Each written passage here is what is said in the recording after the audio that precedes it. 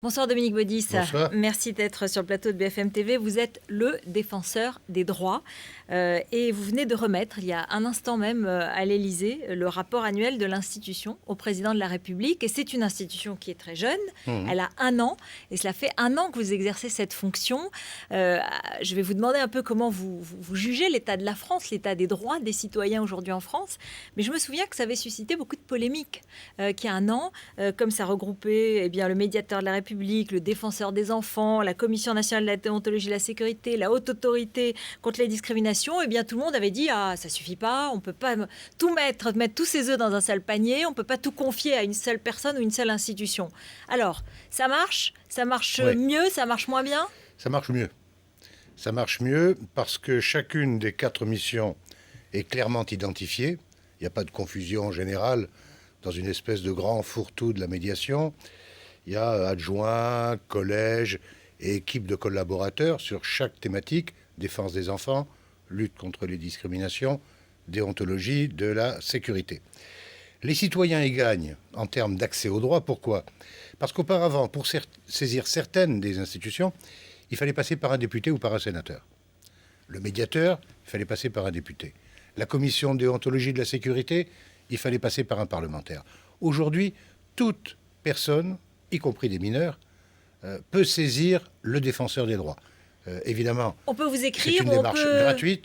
On peut écrire, on peut me saisir par le site internet où il y a la possibilité de saisir une demande, une requête, une réclamation. Nous avons 450 personnes à travers toute la France, métropole ou outre-mer, qui reçoivent les personnes, qui reçoivent leurs dossiers, qui les conseillent, qui les aident. Donc c'est un accès au droit plus facile et plus simple. Et donc les gens sont venus, vous avez reçu autant de réclamations, les gens ont compris ce nouveau dispositif. Voilà, il y avait 91 000 réclamations en 2010. En 2011, il y a eu 89 000 ou 90 000 réclamations, qui est une toute petite diminution. C'est d'ailleurs logique, parce qu'il n'y a plus de personnes qui s'adressent à 2 ou 3 institutions à la fois. Prenez l'exemple d'une famille dont le fils souffre de handicap, se déplace en fauteuil. Difficulté pour inscrire ce jeune dans un établissement scolaire. La famille pouvait faire appel au médiateur de la République. Elle pouvait faire appel à la HALD. L'enfant est handicapé, donc discriminé dans ce cas. Elle pouvait faire appel au défenseur des enfants. Elle pouvait saisir 3 institutions qui allaient instruire le dossier chacune de leur côté. C'est pas une solution simple. Maintenant, il y a une porte d'entrée unique. La famille apporte un dossier comme celui-là, et après, nous voyons entre nous s'il vaut mieux utiliser les outils de la défense des enfants, ceux de la lutte contre les discriminations, ou tout simplement un processus de médiation. Sur la lutte contre, justement, sur le défenseur des enfants, c'est un des titres et une des situations qui a donné lieu au plus de polémiques et d'inquiétudes. Les enfants peuvent vraiment aller vers vous, parce que c'est ce qui inquiétait les anciens défenseurs des enfants, Dominique Versini ou Claire Brisset. Elle disait seulement les parents ou les associations. Les enfants aussi peuvent venir vers vous. Bien sûr. Les mineurs peuvent venir vers vous. 10% des réclamations que nous avons reçues au titre de la défense des enfants venaient d'enfants de 12-13 ans ou de 15-16 ans. 10% des réclamations venaient d'enfants. Par ailleurs, le total des réclamations que nous avons reçues sur la défense des enfants est en augmentation de 20% par rapport à l'année précédente. Donc quand on passe du système défenseur des enfants autonome, indépendant des autres institutions, au système du défenseur des droits chargé de la défense des enfants, on a 20% d'augmentation des réclamations. Et quand on dit dossier, réclamation, derrière, il y a des situations de vie, humaines qui sont parfois tragiques. Alors, justement, d'abord, premièrement, en un mot, vous avez rencontré François Hollande, vous lui avez remis ce rapport. Quel commentaire a-t-il fait? Qu'est-ce qui l'inquiète? Sur quoi avez-vous échangé? Je lui ai d'abord présenté l'institution, je lui ai indiqué où nous étions dans l'opération de construction d'une institution nouvelle, qui regroupe d'ailleurs les équipes qui travaillaient dans les 4 institutions précédentes.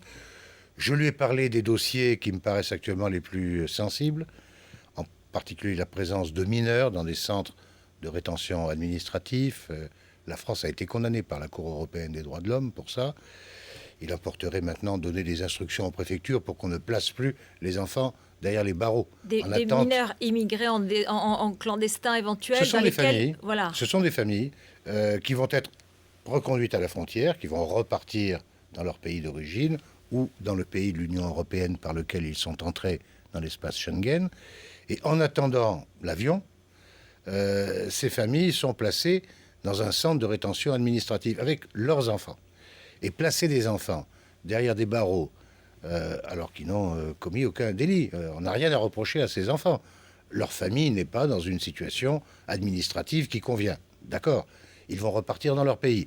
Pourquoi mettre pendant 2 jours ou 3 jours les enfants derrière les barreaux? Il y a eu encore des cas ces derniers temps. Vous Oui, êtes allé vers Manuel Valls pour lui faire remarquer, Oui, le ministre de l'Intérieur. Je l'avais dit à plusieurs... si vous voulez, la France a été condamnée au mois de janvier dernier par la Cour européenne des droits de l'homme. À partir du moment où la France a été condamnée, systématiquement, à chaque fois que la présence d'enfants m'était signalée, nous nous rendions sur place pour constater si effectivement il y avait des enfants. De quel âge, constater il y a encore la des situation. cas aujourd'hui. Et j'obtenais toujours que dans la journée, les enfants ressortent. Mais faire 300 km à une famille, les placer dans un centre de rétention administrative, les faire sortir 6 heures plus tard parce qu'il y a eu l'intervention du défenseur des droits, ça fait beaucoup d'allées et venues, d'énervement, de stress pour les enfants. C'est inutile, on peut trouver des solutions alternatives qui permettent à la famille d'attendre, de reprendre l'avion 2 jours. Est-ce que le nouveau gouvernement l'a fait? Parce que c'était un de ses engagements. Oui. Est-ce que depuis qu'il est arrivé, il y a encore des enfants dans des centres de rétention administrative? Alors, j'ai dû faire face à une dizaine ou une douzaine de cas depuis 1 mois et demi.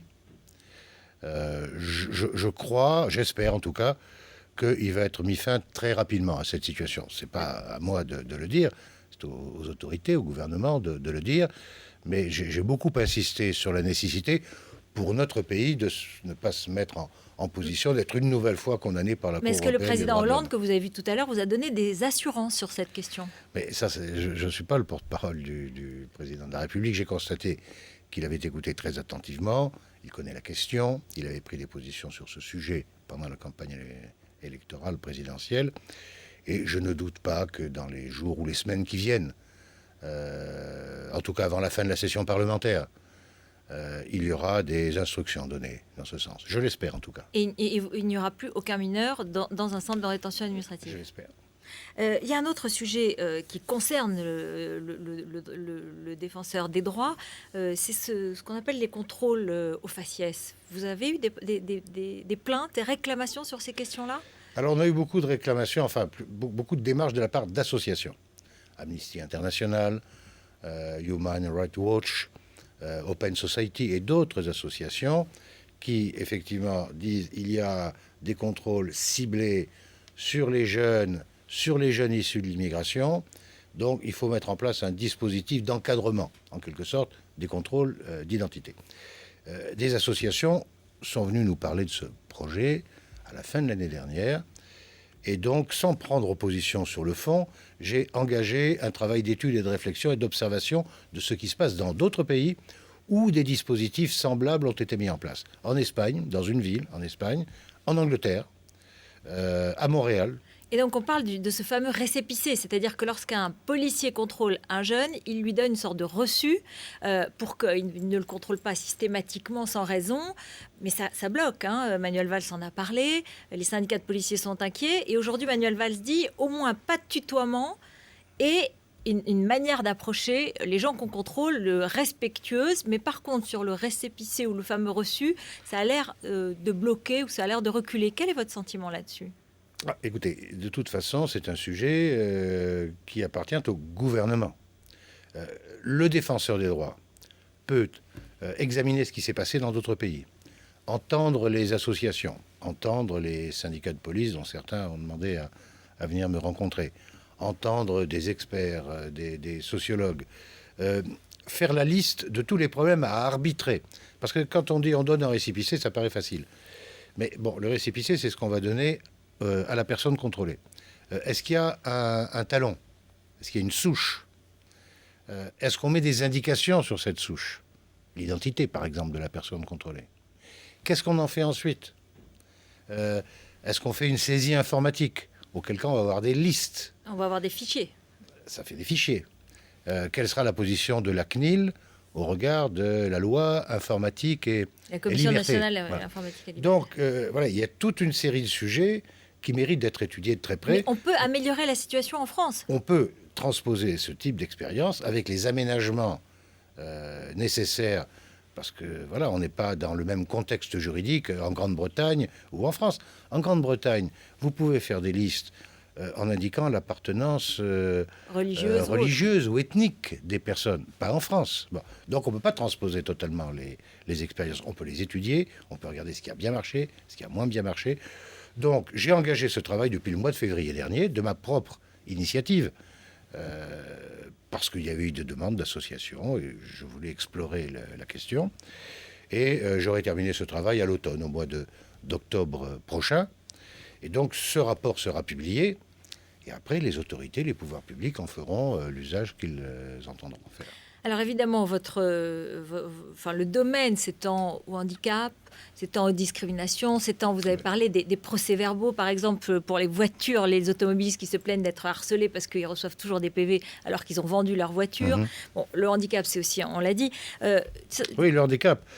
20% des réclamations que nous recevons sont liées à des discriminations en raison du handicap. C'est une personne handicapée, par exemple, qui ne peut pas, on lui refuse la location d'un logement parce que dans ses ressources, elle a la location adulte handicapé. Et ça ne suffit pas, c'est pas assez. Et un opérateur immobilier avait dit, mais non, ce n'est pas saisissable, donc il n'y a pas de garantie pour le propriétaire, donc on ne vous loue pas l'appartement. On peut comprendre que l'agence immobilière souhaite avoir des garanties, mais on ne peut pas imaginer un dispositif qui exclut, de fait, les personnes handicapées du logement locatif. Et puis il y a beaucoup de ressources qui ne sont pas saisissables. Une pension alimentaire n'est pas saisissable. Donc ça fait partie des grands dossiers. Une pension alimentaire, on va lui dire, on ne vous loue pas d'appartement. Et voilà, si vous voulez, les discriminations se nichent parfois dans des détails comme cela.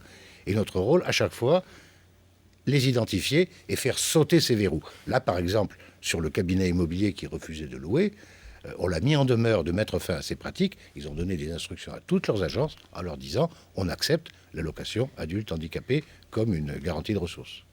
À l'issue de cette année où vous avez étudié tant de demandes, tant de réclamations et tant de questions, quel diagnostic vous dressez de la France, de l'état de ses droits? Est-ce que vous dites qu'on est bien placé, qu'on a encore beaucoup de chemin à parcourir? On est dans une société qui est menacée de déshumanisation. C'est-à-dire que les personnes, quand elles sont dans la difficulté, ont de plus en plus de mal à trouver en face d'elles un interlocuteur qui leur parle, qui les écoute, qui les regarde dans les yeux, qui les aide à se sortir de leurs difficultés. Les personnes se trouvent à se débattre avec des plateformes téléphoniques, taper dièse, taper 1, taper 2, taper étoile. On les renvoie sur des sites internet. Bon, sans tenir compte du fait qu'il y a environ un tiers de la population qui n'a pas un usage facile d'Internet, en particulier les aînés, les seniors. Ils n'ont pas grandi avec Internet et ils ont parfois du mal. Et parfois, on a l'impression qu'un citoyen qui se promène pas en toute liberté sur le net se trouve laissé au bord du chemin. Donc, il faut créer des voies d'accès aux droits ouvertes à tous, gratuites, évidemment, doté de moyens d'action efficaces et avec une présence humaine. D'où l'importance des 450 délégués du Défenseur des droits qui reçoivent les personnes sur 650 points d'accueil, métropole et outre-mer. Ce ne sont pas des bureaux, ce sont des personnes qui vont d'un endroit à l'autre, d'une mairie annexe à une maison de la justice et du droit, à un centre départemental d'accès au droit, qui font des permanences une demi-journée ou une journée par semaine, qui reçoivent les personnes et qui règlent à peu près 70% des difficultés qui leur sont soumises. Toute dernière question. Vous avez remis ce rapport à François Hollande. On se souvient que ce poste, il a été créé par Nicolas Sarkozy. Comment par François Hollande... parlementaire, et la majorité parlementaire. Comment une réforme constitutionnelle. François Hollande l'a-t-il avalisé complètement? A-t-il dit qu'elle était bonne finalement? Vous lui posez la question. Non, mais votre sentiment. Mais mon sentiment, c'est que pendant les 50 minutes de notre entretien, on a parlé de ce dont nous venons de parler, les gens du voyage, les enfants mineurs dans des centres de rétention administratifs. Donc pour lui, c'est un acquis. Les discriminations contre les acquis. personnes handicapées. À aucun moment, le principe de l'institution n'a été remis en cause. Merci beaucoup Dominique Baudis d'être venu sur le plateau Merci. de BFM TV. Donc le défenseur des droits, son premier rapport annuel. Merci, restez avec nous dans un instant. On revient sur ce séminaire gouvernemental sur le collectif budgétaire avec nos deux débatteurs, Jean-François Kahn et Alain Madelin. A tout de suite.